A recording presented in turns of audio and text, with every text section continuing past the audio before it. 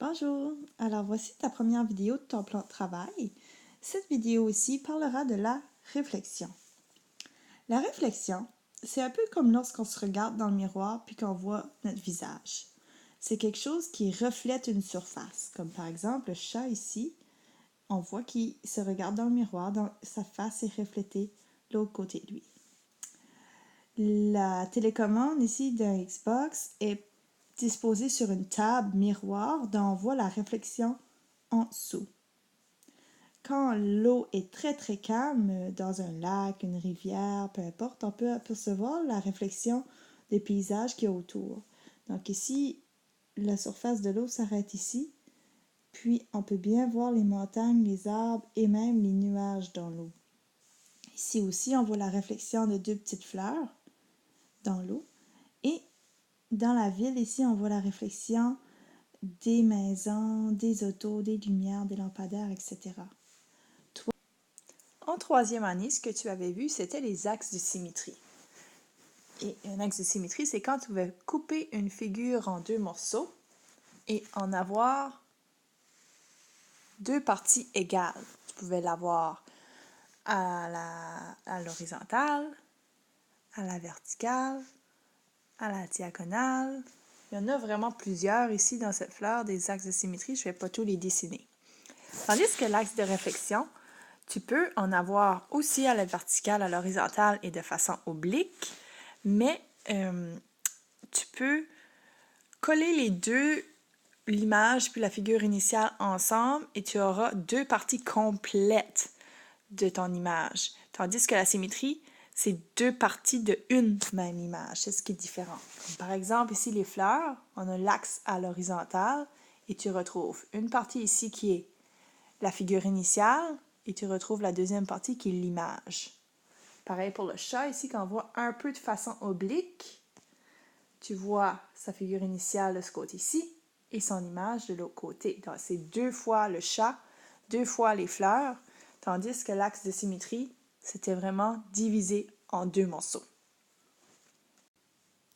Ici, nous avons un petit lézard qui se regarde dans l'eau qui est très calme. Nous avons notre axe de réflexion qui est à la verticale dans ce cas-ci. Alors, afin de retracer notre lézard, qui est notre figure initiale de l'autre côté, afin d'avoir son image qui devient la réflexion, eh bien, il faut se mettre des points de repère.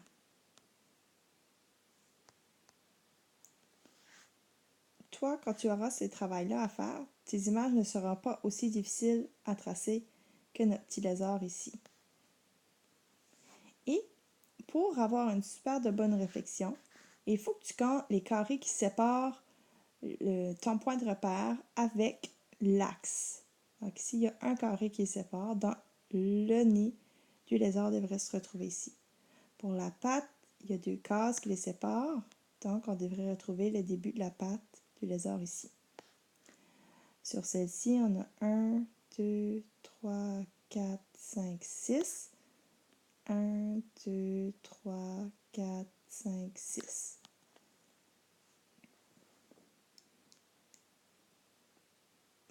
Ici, 1, 2, 3, 4, 5, 6, 7, 8, 9, 10, 11, 12, 13. Et 13 aussi de l'autre côté. Je continue les autres points. Et voilà, j'ai compté tous les points repères de chaque côté de mon axe. Donc, si j'apporte la réflexion de mon lézard ici, qui est l'image reproduite de ma figure initiale, je vois que chaque patte et son nez, ainsi que sa queue, rejoignent vraiment les points de repère que je m'étais fixés. Finalement, tu peux aussi avoir une réflexion par rapport à un axe horizontal. Donc, le petit garçon, ici, il se regarde dans le miroir. Je vais lui mettre des points de repère, comme je te disais, pour t'aider à faire la réflexion. Alors, le pompon, ici, serait un point de repère. Le bas de son oreille. Et les coins de son pantalon et de sa main juste là t'aideraient à dessiner l'image de ta figure initiale. Donc, j'aurais ses pantalons qui commenceraient ici. j'aurai ses oreilles qui devraient commencer à 1, 2, 3, 4. 1, 2, 3, 4. Bon. Donc, de l'autre côté, j'aurai aussi 1, 2, 3, 4. 1, 2, 3, 4. Puis pour le pompon, ben, je vais compter à partir de l'oreille pour voir. J'en avais 4. Alors, 5, 6, 7, 8, 9, 10. Donc, je dois en ajouter 6 autres de mon côté ici. 1, 2, 3, 4, 5, 6 qui me donne jusqu'au bout, exactement au milieu. Et là, pour être juste, parce que je ne vois pas le nombre de carrés au travers, le petit garçon, je vais juste m'assurer d'en avoir 3 là pour mettre mon point.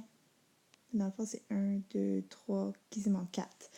Ça fait 1, 2, 3, 4. Je devrais mettre mon point ici. Et là, si je vais chercher la réflexion, l'image de ma figure initiale, mon petit garçon, j'ai ses pantalons à mes 2 points de repère, j'ai ses oreilles à mes 2 autres points de repère et le pompon au point de repère là. Donc, dernière petite chose à comprendre, c'est que chaque point devrait être nommé comme A, B, C, D, E. Et de l'autre côté, chaque point est nommé aussi, mais on ajoute une petite apostrophe qu'on appelle prime. Donc, lui devient le A', lui devient le B', C', D' et E'. Pour me dire que ça, c'est l'image et que ici, c'était ma figure initiale. Donc, on met le prime pour me dire quelle est la deuxième. Qu'est-ce qu'on a tracé dans le fond qui se trouve l'image. Voilà, mets-toi au travail maintenant.